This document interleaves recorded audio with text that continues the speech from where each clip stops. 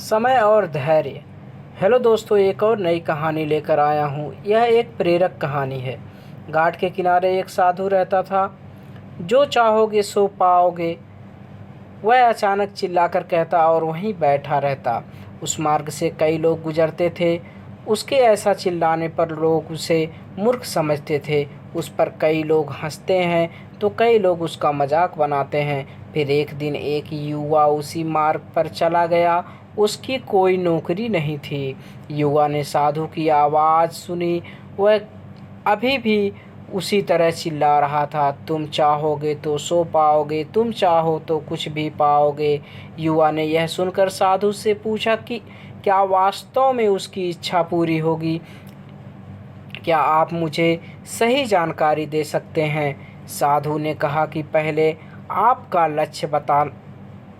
लक्ष्य बताना होगा। बाबा, मैं चाहता हूँ कि मैं एक बहुत बड़ा हीरो का व्यापारी बनूं। युवा ने कहा, क्या यह इच्छा आप पूरी कर सकते हैं? जरूर बेटा, मैं तुम्हें दो चीज़ें देता हूँ। साधु ने कहा, मोती और हीरा इसमें है। इनसे चाहे जितना हीरे मोती बन सकते हैं। युवा यह सुनकर बहुत खुश हो गया। साधु ने युवा से कहा कि उसकी दोनों हथेलियां आगे बढ़ाएं। युवा ने साधु की बात मानी। साधु ने अपना हाथ युवक की पहली हथेली पर रखा। फिर उन्होंने कहा कि यह सबसे अमूल्य हीरा है। इससे से चाहे जितने हीरे बन सकते हैं। यह बेहतरीन हीरा समय है। मुट्ठी में रखना, कभी भी इसे हाथ से छूटने नहीं देना। फिर साधु ने युवक की दूसरी हथेली पर मोती डाल दी और कहा कि अगर किसी भी काम में समय लग रहा हो तो इससे घबराना नहीं, यह धैर्य है। इससे आप अपने लक्ष्यों को पूरा कर सकेंगे। युवक ने साधु की बातें सुनकर धन्यवाद दिया और वहाँ से चला गया।